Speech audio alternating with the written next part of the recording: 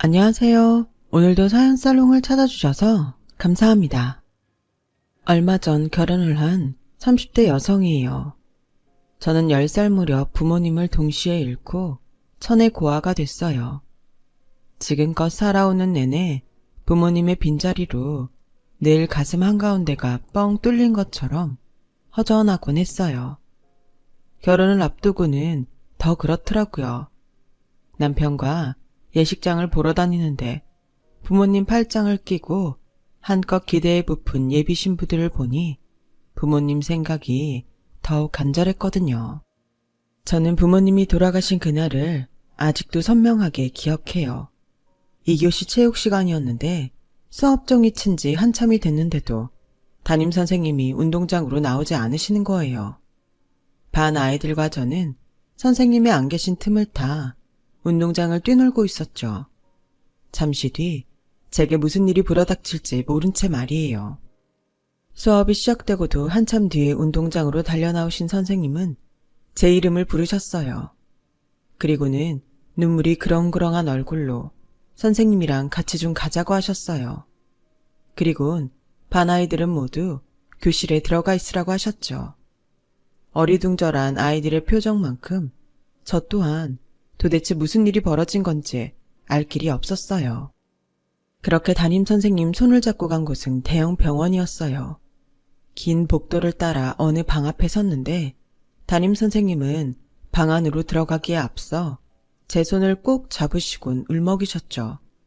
안에 부모님이 계신다면서요.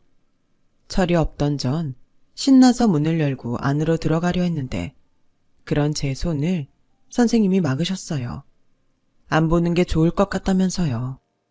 차를 타고 가시다 졸음운전 차량에 사고를 당해서 두 분 모두 세상을 떠나셨다는 거예요. 상처가 심해서 어린 저에겐 보여줄 수 없다고 하셨어요. 모든 게 거짓말 같더라고요. 불과 아침까지만 해도 다 같이 식탁에 둘러앉아 평소처럼 밥을 먹었는데 몇 시간도 안 돼서 어떻게 나만 두고 엄마 아빠가 죽어요? 제 손목을 잡은 선생님 손을 뿌리치며 저는 엄마 아빠를 보겠다고 울었어요. 그러자 선생님도 저를 꽉 끌어안고 엉엉 우셨어요. 그렇게 선생님 품에 안겨 우는 사이 연락을 받고 달려온 이모와 이모부가 저 대신 방으로 들어가 저희 부모님 시신을 확인하고 나왔어요. 이모는 선생님과 함께 복도에 서 있는 저를 보고는 혀를 차며 그러셨죠. 세상에, 이 불쌍한 걸 혼자 놔두고 어떻게 눈을 감을 수가 있어. 아유, 박복한 것 같으니라고. 이모 내외는 난감한 표정이셨어요. 그렇게 전 하루아침에 고아가 됐어요. 더 이상 아침에 늦잠 자는 저를 깨워줄 엄마도 없고 저를 무릎에 앉히곤 도망 못 가게 꼭 껴안고 방귀를 뀌던 장난꾸러기 아빠도 없었어요.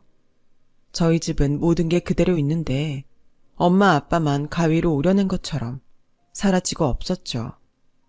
담임선생님은 발빠르게 저처럼 부모 잃은 아이들을 보호해주는 시설을 알아보셨고 장례식장에 찾아와 저희 이모한테 그곳 얘기를 전했어요. 그런데 얘기를 다 들은 이모가 버럭 화를 내며 소리치지 뭐예요. 아니, 내 여동생 딸을 어떻게 시설에 보내라고 그래요? 그것도 장례식 날. 우리 정민이는 내가 키웁니다. 그러니까 다시는 내 앞에서 시설이니 뭐니 그런 소리 하지 마세요.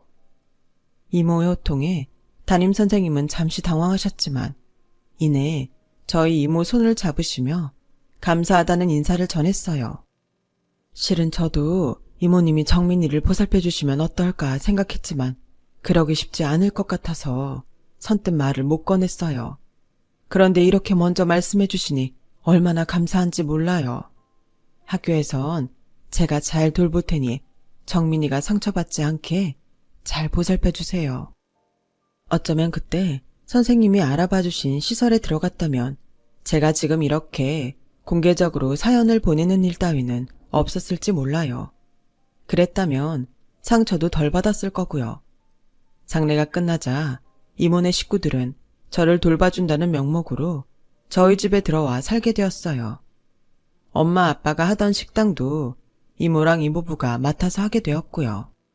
담임선생님은 제가 걱정이 되셨던지 저에게 일어나는 변화에 대해 매일 물어보셨고, 저를 통해 이모네 식구가 저희 집에 들어온 사실과 저희 부모님 가게를 맡아 하시게 됐다는 것도 다 알게 되셨어요. 이모는 가게 일로 바쁘단 핑계로 제 준비물도 잘 챙겨주지 않았고, 체육복도 제때 빨아주지 않아서 저는 늘 흙이 묻고 땀냄새가 나는 체육복을 그대로 입고 다녔는데, 선생님은 그런 사소한 것까지 체크하고 계셨더라고요. 아무래도 겉으로 내색은 않으셨지만 내심 걱정이 되셨던 모양이에요. 그리고 얼마 뒤 담임선생님이 변호사를 한 분 대동하고 저희 가게로 오셨어요. 이모 내외가 가게 일로 바빠서 저녁밥은 매일 가게에 나가서 먹곤 했는데 마침 그때 오셨더라고요. 선생님이 모시고 온 변호사는 이모와 이모부 앞에서 제 앞으로 남겨진 유산을 정리한 문서를 보여주며 아이가 성인이 될 때까지 유산을 어떻게 관리할 건지 물었어요. 그러자 이모가 버럭 소리쳤죠. 아니, 아무렴 내가 내 조카 돈을 뺏기라도 할까봐 이러는 거예요? 오갈 데 없는 애 돌봐주겠다는 사람한테 상은 못 줄 망정 이렇게 파렴치한 취급을 해도 되냐고요? 그러자 담임선생님이 말했어요. 이모님 마음이야 저도 잘 알죠. 하지만 요즘 정민이 상태를 보면 제대로 보호받고 있다는 생각을 할 수 없어서 걱정돼 그래요. 물론 이모님께서 언짢으신 건 알지만 담임으로서 아이를 지켜야 할 의무도 있는 거니까 이해해 주세요. 그래서 말인데요. 제가 정민이가 성인이 될 때까지 특별 대리인이 되어주고 싶습니다. 정민이도 이미 동의한 거고요. 그래서 이렇게 변호사님을 모시고 찾아왔습니다. 그러자 이모부가 당황한 듯 물었어요. 특별 대리인? 아니, 혈육인 우리가 있는데 무슨 특별 대리인입니까? 막말로 피 한 방울 안 섞인 선생님을 우리가 어떻게 믿고 정민이를 맡겨요? 말도 안 되는 소리 마세요. 그러지 말고 제 얘기 좀 들어보세요. 더 듣고 자시고 할 것도 없어요. 내가 얘 이모입니다.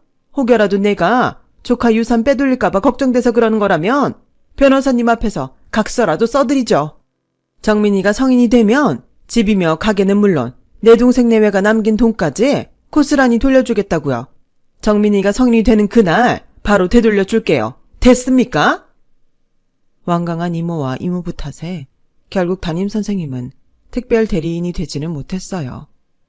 그래도 성과가 없었던 건 아니에요. 담임선생님 덕분에 이모는 제가 성인이 되면 부모님 유산을 되돌려주겠다는 것과 저를 방치할 경우 담임선생님한테 대리인 자리를 넘기겠다는 내용의 각서를 썼고 변호사 사무실에서 공증까지 받을 수 있었거든요. 하지만 이모 내외한테 각서는 그저 종이 조각에 불과했어요.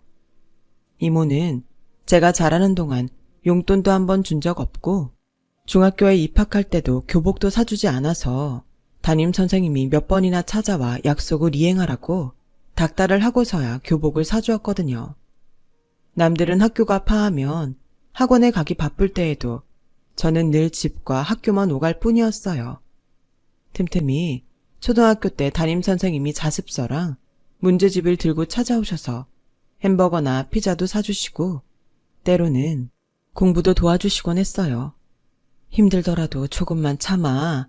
선생님이 옆에서 지켜보고 있으니까 걱정 말고. 알았지? 정말이지 선생님이 안 계셨다면 어떻게 그 시기를 보냈을지 저도 잘 모르겠네요. 중학교를 졸업한 저는 어른들 몰래 아르바이트를 해서 용돈벌이를 했어요. 그렇게 번 돈으로 재료를 사다가 머리핀과 팔찌, 목걸이 등을 만들었고 친구들과 함께 주말마다 홍대 놀이터에 나가서 팔았어요. 다행히 손재주가 있어서 가지고 나간 물건들은 제법 잘 팔렸어요. 부모님이 살아계셨다면 어린 나이에 돈 걱정을 할 일도 없었겠지만 그땐 그런 생각조차 사치 같았어요.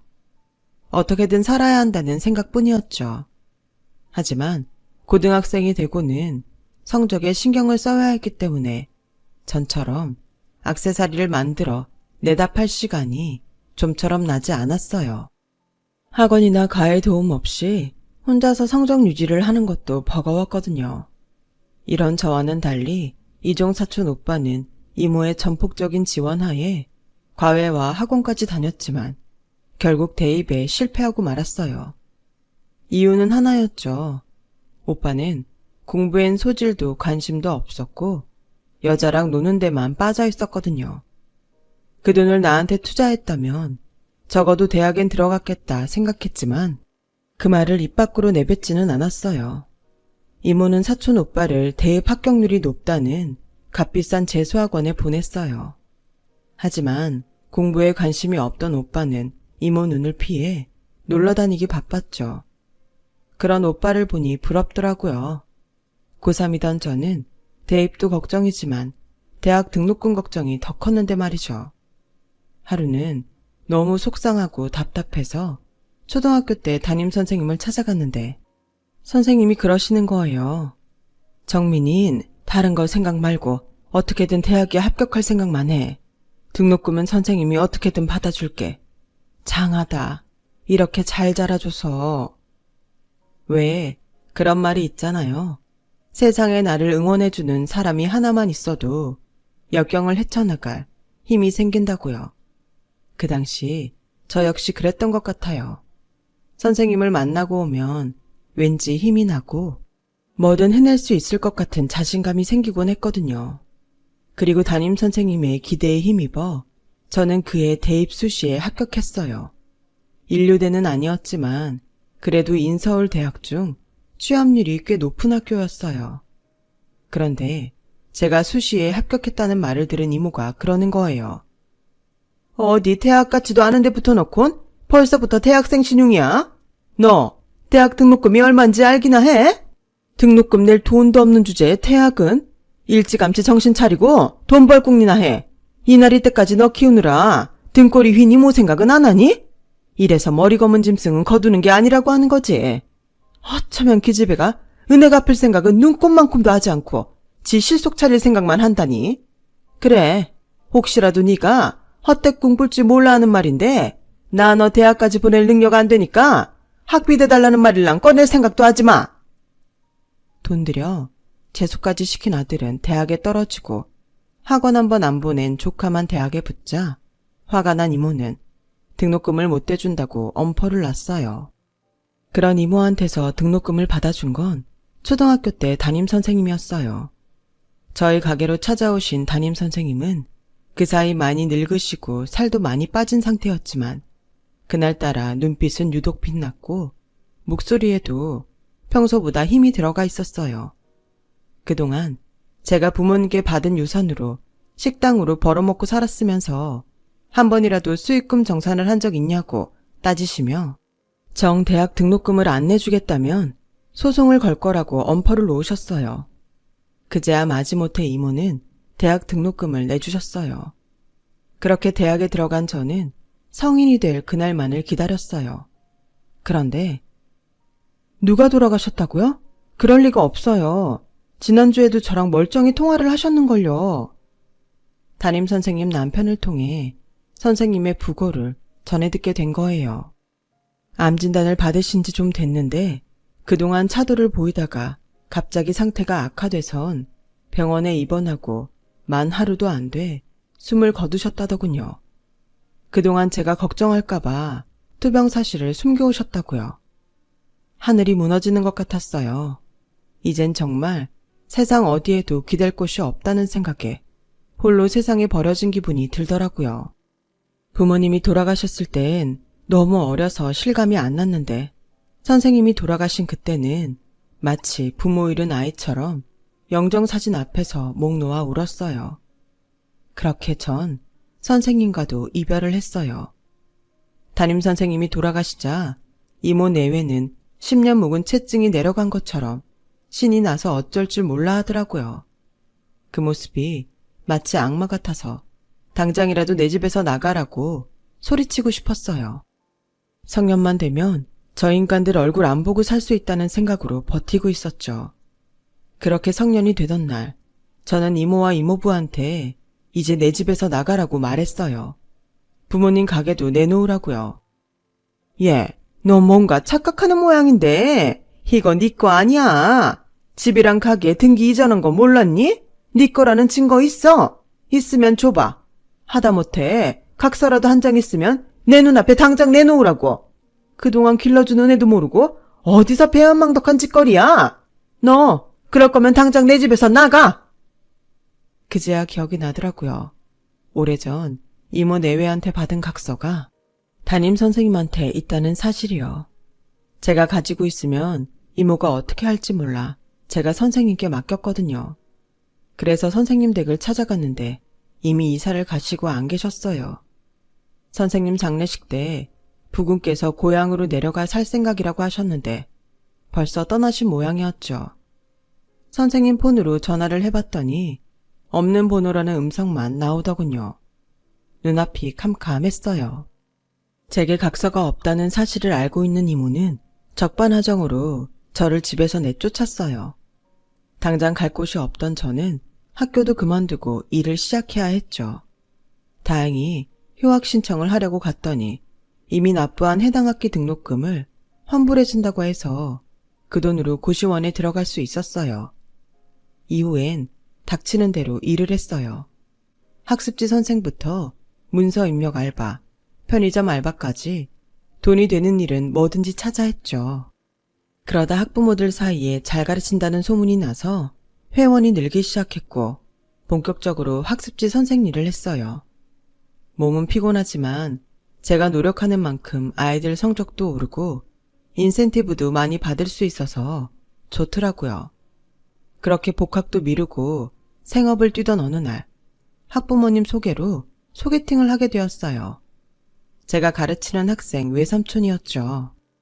소개팅이 잘 되면 모를까 안 되면 서로 불편한 사이가 되기 때문에 몇 번이나 거절했었는데 학부모님이 그런 거 상관 말고 한번 만나보라고 성하셔서 하게 된 거였죠. 우리 큰애랑 둘째까지 선생님한테 배웠잖아요. 그게 벌써 몇 년인데 선생님이 어떤 사람인지 잘 아니까 내 사촌동생도 소개하는 거예요. 걔 정말 괜찮은 애예요. 무엇보다 시집살이 걱정 안 해도 돼요. 이모랑 이모부 모두 교직에 계셨는데 이모는 몇 해 전에 돌아가셨고 이모부는 고향에 내려가셔서 그쪽 분교에서 아이들을 가르치고 계세요. 본가가 거기에 있어서 나중에라도 자식한테 얹혀 살 생각 없으시대요. 편한 자리니까 부담 갖지 말고 한번 만나봐요. 말은 그렇게 해도 관계가 틀어지면 어쩌나 걱정하고 나간 자리였는데 막상 만나보니 정말 괜찮더라고요. 소탈하고 일단 가식이 없었어요. 남을 배려하는 게 몸에 밴 사람이었죠. 기분 좋은 첫 만남을 시작으로 우리는 종종 만나 데이트를 했어요. 아직 사귀기로 결정한 건 아니었지만 편하게 전화할 수 있는 상대로라도 남고 싶은 마음이었어요. 그러던 어느 날이었어요. 그 사람이 주얼리샵 앞에서 그러지 뭐예요? 우리 커플링 할까요? 아니 뭘 그렇게 놀라요? 사귀는 사람끼리 커플링 정도는 할 수 있는 거 아닌가? 사귀는 사람이란 말에 그제야 제 현실이 자각되더라고요. 내 처지를 알고도 나랑 만나려고 할까? 솔직하게 털어놔야겠다는 생각이 들었어요. 그래서 제가 살아온 인생을 힘겹게 털어놓는데 빙그레 웃으며 그러더군요. 사촌 누나한테 들어서 이미 알아요. 그래서 그게 뭐요? 고아라서 나랑 못 만나겠다는 거예요? 그렇게 따지면 나도 반은 고아예요. 엄마가 돌아가시고 안 계시니까요. 부모님이 일찍 돌아가신 게 정민 씨 책임은 아니잖아요. 사람은 태어난 이상 누구나 죽어요. 하늘의 뜻이지 우리 뜻이 아니에요. 그런 거에 발목 잡혀 살지 말아요. 정민 씨 탓 아니니까. 우린 그냥 우리 인생을 살자고요. 난 정민 씨가 좋고 정민 씨도 나랑 같은 마음이길 바랄 뿐이에요. 내 마음의 상처를 누구보다 따뜻하게 보듬어주는 그 사람의 마음에 저도 용기를 내보기로 했어요. 그렇게 우리는 커플링을 끼고 진짜 연인이 되었어요. 그리고 2년 뒤 결혼을 하게 되었죠. 고향에 계시는 시아버님께 인사를 드리러 갔는데 얼마나 심장이 쿵쾅거렸나 몰라요. 그동안 까다로운 학부모들을 상대해 왔음에도 불구하고 그보다 10배는 더 걱정이 되더라고요. 그렇게 시댁 대문을 열고 들어갔는데 낯익은 분이 마당에 서 계시더라고요. 담임 선생님 부군이셨어요. 제가 선생님과 만날 때 종종 함께 나오셔서 차를 태워주신 적이 있어서 장례식장에서 뵌 이후 몇 년 동안이나 못 뵈었지만 기억하고 있었거든요.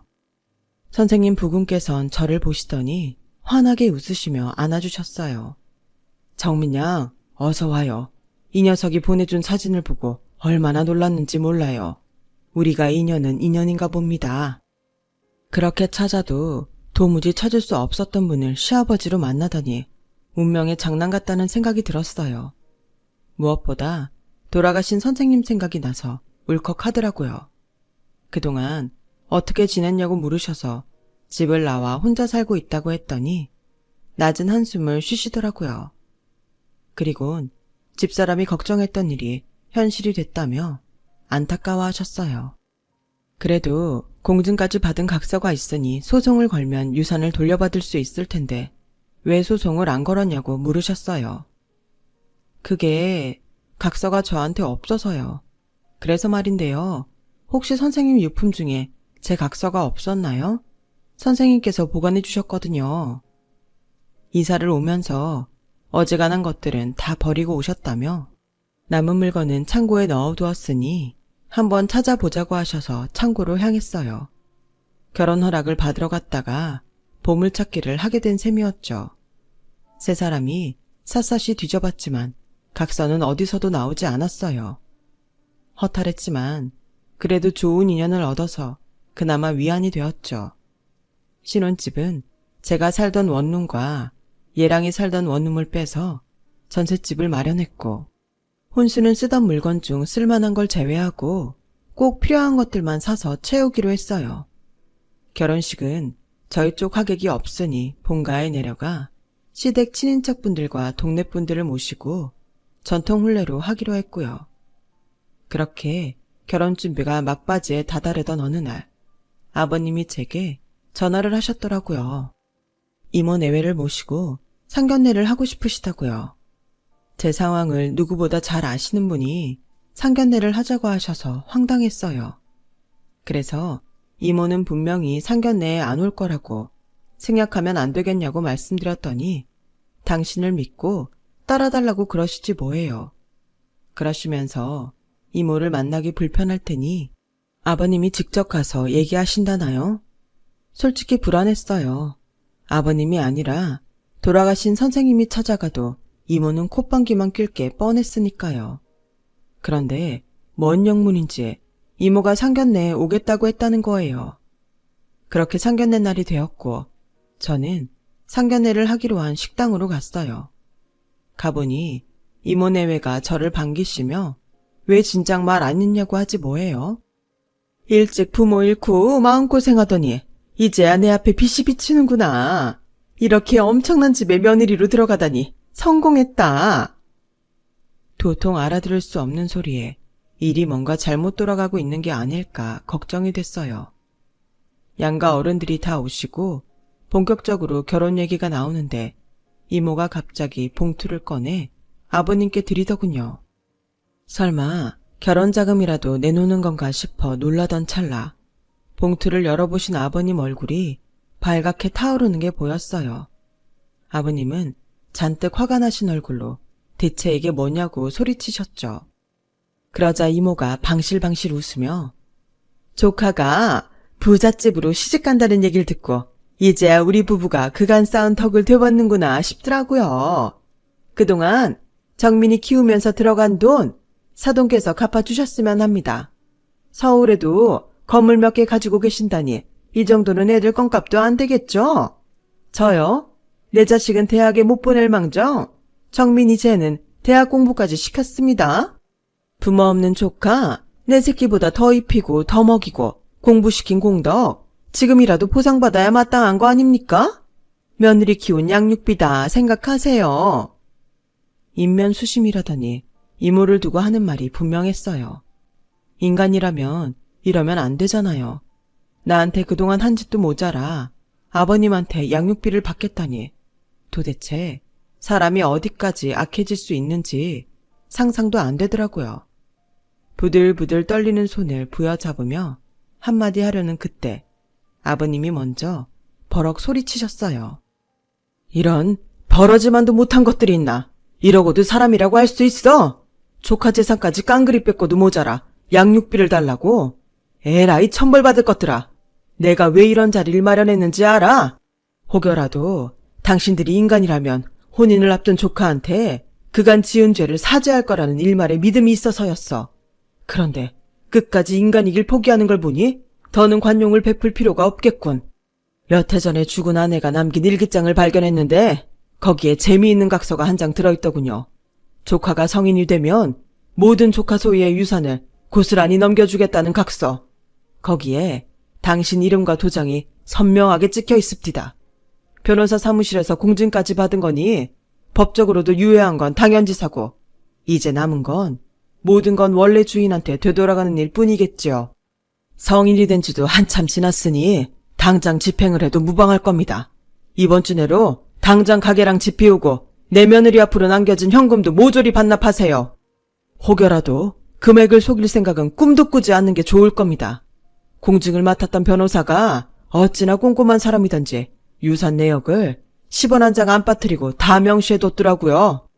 그리고 앞으로 내 며느리 근처에 얼씬거리기라도 하면 가만 안 둘 테니 알아서들 하십시오. 아니, 이런 게 어딨습니까? 아무리 그래도 내가 제 이모라고요. 이모 조카 사이에 말 높을 수도 있는 일을 왜 삼자가 나서서 이럽니까? 나요, 그 돈 못 줘요.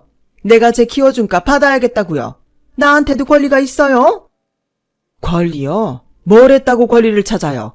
그간 조카 돈으로 호의호식하고 살았으면 됐지. 뭘 더 바래요? 정민아, 넌 이제 우리 집 사람이니 앞으로 네 아빠만 믿어라. 저런 버러지 같은 것들이 내 옆에 맴돌지 않게 내가 내 아들이랑 널 지켜줄 테니까. 죽은 내 아내도 그러길 바랄 거다. 아버님은 울먹이는 제 손을 잡고 룸을 나서셨어요. 남편은 혹시나 이모 가족이 저한테 해코지를 할까봐 제 뒤를 감쌌고요. 집으로 향하는 차 안에서 하염없이 우는 제게 아버님이 그러시더라고요. 이제 제 옆에는 아빠랑 남편이라는 든든한 백이 있으니까 누구 앞에서도 주눅 들지 말고 당당하게 살라고요. 중단한 공부도 마저 하고 앞으론 내 자신의 행복만 생각하며 살라고요. 그게 돌아가신 부모님과 선생님에 대한 최고의 효도라고 말이죠. 그날 저는 피를 나눈 이모를 잃은 대신 세상에서 가장 든든한 시아버지를 얻었어요. 이모 내외한테 300억대 자산가라고 속이고 저 대신 복수를 해준 아버님 덕분에 저는 뒤늦게나마 부모님 유산을 되돌려 받을 수 있었고 조카 유산을 빼돌리고도 아나무인처럼 굴던 이모네 식구들은 졸지에 길바닥에 나앉게 되었어요. 모든 게 제자리를 찾게 된 거죠. 오랜 시간이 걸려 힘들게 되찾은 제자리에서 앞으로는 슬픈 과거는 잊고 새로운 가족과 다 같이 꽃길을 걸어보려고 합니다. 지금까지 제 사연을 들어주셔서 감사합니다. 건강이 최고입니다. 항상 건강 조심하시고 행복하세요. 여러분, 사연 댓글에 응원과 현명한 조언 부탁드려요. 좋아요와 구독은 저에게 큰 힘이 됩니다. 오늘도 좋은 일 가득하세요.